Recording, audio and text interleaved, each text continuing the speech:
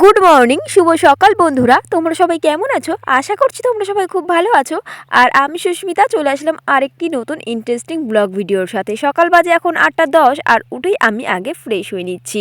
তারপরে চলে আসলাম সমস্ত ঘরের কাজে। ঘরের কাজ তো সারাক্ষণ করতেই হয়, আর সকাল টাইমটা যেন বেশিই কাজ থাকে। তো দেখো, ফ্রেশ হয়ে নিলাম, নাহলে আমার একটু মুডটা ভালো লাগে না। বাইরেটা একটু আলো দেখে আসলাম, এবার ঘরে আসলাম সমস্ত কাজ করতে। প্রথমেই আমি আজকে বিছনার চাদরটা পাল্টে নিয়েছি, বেড কভারটা পাল্টে নিলাম। অনেক দিন ধরে আমার এই বেড কভারটা চলছিল, প্রায় 1 সপ্তাহ ধরে। তাই ভাবলাম আজকে একটু চেঞ্জ করব। যেহেতু আজকে সানডে, সমস্ত কাজ তো আমাকেই করতেই হতো। বেড কভারটা চেঞ্জ করে বালিশের ওভারগুলোও চেঞ্জ করে নিলাম। আর সব বার করে আমি এখন সমস্ত কিছু ভাঁজ করে রেখে দিচ্ছি। আর এক সাইডের একটা জানলা খুলেছি, বাকি এখনও আরেকটা জানলা খুলিনি। ভাবলাম বেড কভারটা চেঞ্জ করে ওই জানালাটা খুলবো। তো দেখো, আগে খাটটা ঝেড়ে নিচ্ছি। আর আমার বাড়িতে না এরকম একটা ঝাঁটা থাকেই, যার জন্য আমি খাট ঝাড়ি, নাহলে না আমার ঠিক ভালো লাগে না। আর খাটটা আমি 3 থেকে 4 বার মানে ঘুম থেকে ওঠার সময় ঝেড়ে রাখি। তো চলো এবার নেমে বাকি কাজগুলো শুরু করি। এরকম একটা চেয়ার তো আমাদের প্রত্যেক বাঙালি ঘরেই থাকবে। দেখতেই পাচ্ছ, এই চেয়ারের মধ্যে রাতে বেলা সমস্ত জামা কাপড় এখানে এসে রাখে। এমনি সন্ধেবেলাটা আমি সন্ধেবেলার আগে অবধি সমস্ত জামা কাপড় ভাঁজ করে রাখি। কিন্তু রাতের বেলা সেই সোয়েটার পরি। এখন যেহেতু ভালোই শীত পড়ে গেছে, তো সোয়েটার তো পরতে হয়, সেই সব সোয়েটারগুলো এখানে থাকে। আর যা যা কাচতে হবে সেগুলো আমি আলাদাভাবে বার করে নিচ্ছি। আর এই ব্যাগে না জামা কাপড় রয়েছে। জামা কাপড় বলতে একদম নতুন কিছু ব্লাউজ কাটাতে দিয়েছিলাম আমার মায়ের আর আমার মাসির, সেগুলোই আমি এই ব্যাগের মধ্যে এনে রেখেছি। সেটাই ছিল এই ব্যাগের মধ্যে। তো এইটা দিয়ে আসতে হবে, যেহেতু ওদের বিয়ে বাড়ি আছে সোমবার দিন, আর আজ হচ্ছে রবিবার। সোমবার সকালেই আমি যাব এগুলো ওদের দিয়ে আসার জন্য। তাই ওই ব্যাগটা আর তুলিনি, যার জন্য চেয়ারটা পুরো ভর্তি ভর্তি হয়েছে। আর একটা কাঁথা সেলাই করছি আমি। সেই কাঁথাটা ওই আকাশি কালারের কাঁথাটা আমি আমার দিদার কাছ থেকে পেতে নিয়ে এসেছি। সেটাও এখনও কিছু করিনি, সেলাই করছি, তাই চেয়ারের মধ্যে রয়েছে। নয় চেয়ারটা আমি খালি রাখারই চেষ্টা করি। সমস্ত ঘর গোছানো হয়ে গেছে তোমাদের সাথে কথা বলতে বলতে। আর এই দেখো ফাইনাল লুক। তো বেড কভার চেঞ্জ করার পর একটা আলাদাই আরাম দেয়, মনের মধ্যে একটা আলাদা শান্তি, যেটা দেখলে অনেক ভালো হয়ে যায়। শোকেসটা সাজিয়েছিলাম, কিন্তু কাচটা লাগানো হয়নি। এর মধ্যে পিঁপড়ে বা আরশোলা ঢুকে যাবে, তাই সেটাও আমি ঠিক করে নিলাম। আর এই জামা কাপড়গুলো কাচবো বলে বার করেছি, সেগুলো বাইরে সিঁড়িতে রেখে দিয়ে আমি চলে আসলাম ঘর ঝাড় দিতে। আর ঘরের খাটের তলায় কিন্তু আমার বেশ কিছু জিনিস থাকে, যেমন ধরো একটা গাবলা থাকে, যার মধ্যে আমার সমস্ত জামা কাপড় থাকে, যেগুলো আমি সবসময় বাড়িতে অর্ডিনারি পরি। আর ওর জামা কাপড়গুলো আমি দড়িতেই টানিয়ে রাখার চেষ্টা করি, কারণ কি ওর অত ধৈর্য নেই যে অতক্ষণ ধরে খুঁজবে। তাই জন্যই আমি সমস্ত কাজগুলো, ওর জামা কাপড়গুলো আগে দড়িতে টানিয়ে রাখি। আর এই হচ্ছে পাপোশটা বাইরে ঝাড়তে হবে। আর দেখো কি সুন্দর রোদ উঠে গেছে। যেহেতু এখন 8:30 বেজে গেছে, আমি 8টা 10 থেকে আমার ব্লগটা স্টার্ট করেছি আমি একদম টাইম ধরে। তো এখন তো 8:30 বাজেই, কাজ করতে করতে অনেকটাই টাইম লেগে গেছে। আর ঘরটা ঝাড় দিয়ে নিচ্ছি। আর এই বাসি কাজ ফেলে রাখলে মোটেই ভালো লাগে না। আজকে একটু লেট করেই উঠেছি, যেহেতু সানডে, একটু বেলায় কাজে যাবে, তাই জন্য। আর কাজগুলো করে আমি বারান্দাটাও ঝাড় দিতে চলে এসেছি। সকালবেলা মা একবার বারান্দাটা ঝাড় দিয়ে দেয়, তাও যেন আমার মনে হয় আমি সমস্ত ঘর না ঝাড় দিলে আমার একটুও ভালো লাগে না। আমি আমার ঘরটা ঝাড় দিয়ে, বারান্দাটা ঝাড় দিয়ে বাইরে নিয়ে গেলাম। এরপরে একে একে আমার আজকে সানডে, যেহেতু অনেকটা কাজ, জানো তো সবার বাড়িতে এই দিনটা অনেক কাজ থাকে, প্রতিদিনের মতনই এক্সট্রা কিছু কাজ যোগ হবেই সানডেতে। আর এই যে এখন আমি চলে যাব বাইরে জামাকাপড় কাচতে, কিন্তু তার আগে মনে পড়লো সার্ফের কৌটোটা আমার খাটের তলাতেই রয়েছে, যেটা আনতে হবে। তো চলো আগে সার্ফের কৌটোটা নিয়ে আসি, ওদিকে আবার রান্নাও করতে হবে। বাইরে এসে দেখো কতটা ফ্রেশ লাগছে, সমস্ত হাফ কাজ তো হয়েই গেছে। বেড কভার চেঞ্জ করা, বিছনা তোলা, ঘরের সমস্ত কাজ করা, এটাও একটা চাপের বটে। চলো এই জামাকাপড়গুলো এবার কাচার জামাকাপড়ের জন্য এইগুলো এখানে রেখে দিচ্ছি। এক এক করে আগে আমি মুখটা ধুয়ে নিচ্ছি। মুখটা ধুয়ে তারপরে একে একে সমস্ত কাজগুলো করব। আগে ভাবছি 5 মিনিট ভেবে নিয়েছি যে আগে রান্না করব না আগে জামা কাপড় কাচবো।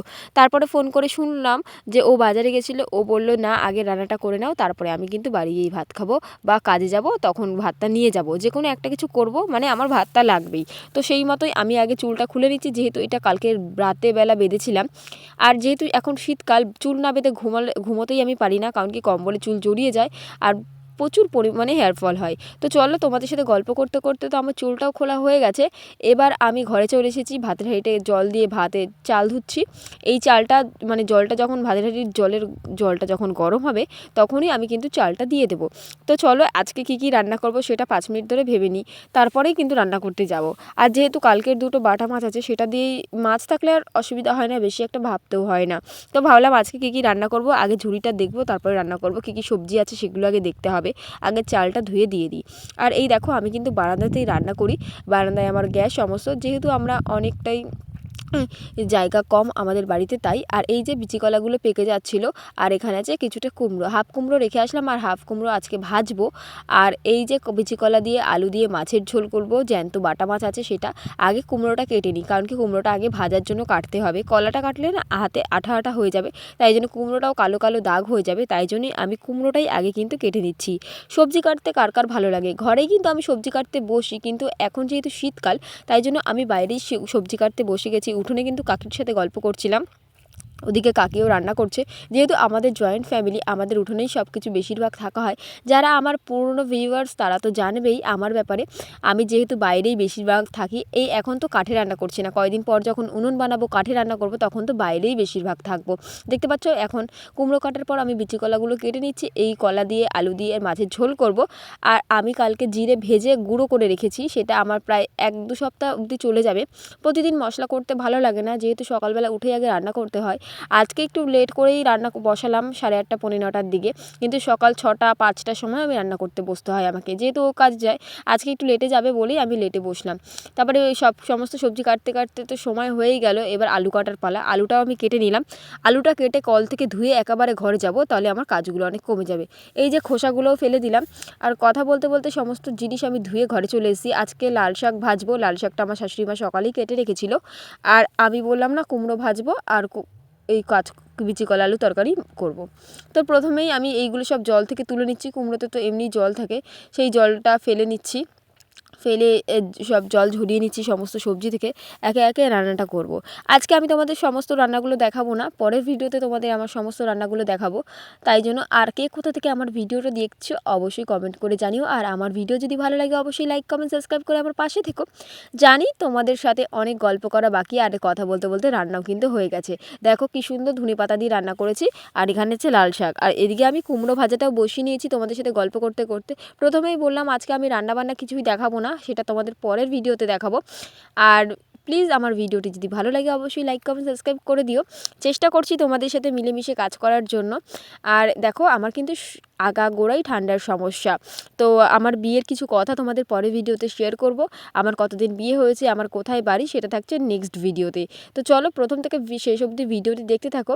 কথা বলতে বলতে রান্নাগুলো সব হয়ে গেছে, আর সেগুলো আমি নিচে রেখেও দিচ্ছি। এবার লাল শাক বসিয়ে নিচ্ছি, লাল শাকটা সিদ্ধ হোক, আমি ততক্ষণে একটু বাইরে যাব, বাইরে আমার বাসনগুলো মাজতে হবে। তো আগে বাসনগুলো মেজে নিই। দেখতেই পাচ্ছ এখানে বসে কড়াই ঠাড়াই এগুলো আমি মেজে নিচ্ছি। আমি 2টো কড়াইতে সকালবেলা রান্না করি, যেহেতু তাড়াতাড়ি লেগে যায় তাই জন্য। আর এই যে জামা কাপড়গুলো কাচাগুলো ভিজিয়ে নেব, তারপরে সমস্ত ঘরে যাব। ও বললো টিফিনটা ব্যাগে গুছিয়ে দিতে, তাই জন্য টিফিন কারিগুলোও মেজে নিচ্ছি, যেহেতু টিফিনটা গুছিয়ে দিতে হবে। তাই আগের কাজগুলো করে নিই। রবিবার হলে আমি 10টার মধ্যেই চেষ্টা করি সমস্ত কাজ গুছিয়ে নেওয়ার। অন্যান্য দিন তো 9টা সাড়ে 9টার মধ্যেই স্নান করা হয়ে যায়, বাট রবিবার দিন 10টা বেজেই যায়। আর এই যে এখন বালতিতে করে জল নিয়ে আমি জামাকাপড়গুলো কাচবো। আজকে খুব একটা বেশি জামাকাপড় নয়, 2-1 দিন যে একদম পুরো গাবলা গাবলা জামাকাপড় কাচি সেরকমটা আজকে নয়। আজকে অনেক কম জামাকাপড়, 2টো বেড কভার, মানে একটা বেড কভার আর একটা নাইটি, 3টে গামছা, আর এই হচ্ছে বালিশের ওভার 2টো। তা ভাবলাম এগুলো আগেই কেচে নিই। আর খুব বেশি হলে না আমি গরম জলেই কাচার চেষ্টা করি। আর ফ্যানটা আজকে মনে নেই বলে ফেলে দিয়েছি, নাহলে ফ্যানটা দিয়েই কাচাগুলো ভিজিয়ে দিতাম। এই যে এখন এটা থাক, ঘরে তো লাল শাক বসানো রয়েছে, আর এটা এখন ভাজা হয়ে গেছে, লাল শাক ভাজাও হয়ে গেল। এবার সমস্ত কাজ করে আমি চলে এসেছি, মাঝে কোনো ভিডিও ক্লিপই নেওয়া হয়নি। দেখো জামাকাপড় কেচে আমি জামাকাপড় ধুয়ে মেলতে চলে এসেছি। আর তোমাদের কার কার শীতকালটা পছন্দ অবশ্যই কমেন্ট করে জানিও। মোটেও আমি শীতকাল পছন্দ করি না। দেখো আমাদের বাড়িতে যেহেতু অনেক গাছগাছালি, যার জন্য আমাদের উঠোনে একটু রোদ পড়ে না। এটা হচ্ছে আমার জ্যাঠা শ্বশুরের উঠোন, সেখানেই আমি কিন্তু ওদের দড়িতেই জামাকাপড়গুলো মেলছি। ওরাও কাচবে জানি, কিন্তু থাক, আমার 1 ঘন্টা জল সরে গেলে আমি আবার নিয়ে যাব। দেখতে পাচ্ছ জামাকাপড়গুলো মেলে আমি বাসনগুলো ঘরে নিয়ে এসেছি, তারপর চলে এসেছি ব্রাশ করতে। ব্রাশ করা হয়ে গেলে ওর টিফিনটা গুছিয়ে দিতে হবে, যেহেতু কাজে বেরোবে, 9টা বেজে গেছে। আর এতগুলো কাজ কিন্তু আমি 9টার মধ্যেই করে ফেলেছি, মানে আমি একটু স্পিডে কাজ করতে পারি, সেটা আমি বলি না, সবাই বলে। আর আমিও চেষ্টা করি সমস্ত কাজ একবারে তাড়াতাড়ি করে নেওয়ার, নাহলে এই ঠিক একটু একটু করে কাজ করলে না আমার একটুও ভালো লাগে না। কথা বলতে বলতে ওর টিফিনটা আমি গুছিয়ে ফেলেছি। দেখো ওর এই টিফিন কারিতে করেই ভাত দিই, আর এই টিফিন কারিটাই ও কাজে নিয়ে যায়। আজকে বিচি কলা আলু মাছ দিয়ে সেটা বাটিতে দিচ্ছি, আর কুমড়ো ভাজা আর লাল শাক ভাজাটা একদম অল্প অল্প করে, ও যেহেতু কোনো সবজিই খায় না সেগুলো একদম টিফিন কারির পাশে পাশে দিয়ে দিচ্ছি। আর দেখতে দেখতে সমস্ত কাজ গুছিয়ে নিয়েছি। আর ওদিকে আমার শাশুড়িও রুটি বানাচ্ছে, ওদিকে হয়তো খাবে, রুটি খেতে ইচ্ছা করছিল সকালবেলা বলছিল, তাই রুটিটা বানিয়ে দিচ্ছে। আর এদিকে আমার সমস্ত কাজ কথা বলতে বলতে হয়ে গেছে। এরপরে ওর জামা কাপড়গুলো ব্যাগে দিয়ে দিতে হবে, টিফিন কারি আর জামার কাপড়গুলো দিয়ে দিলেই আমার মোটামুটি কাজ শেষ। এই সমস্ত কাজ করার পর ব্রাশটাও আমার হয়ে গেছে, এরপরেই আমি যাব স্নান করতে। স্নান করে এসে ভাত খাবো। দেখতে পাচ্ছ স্নান দান হয়ে গেছে। আজকের ভিডিওটাই টাটা, বাই।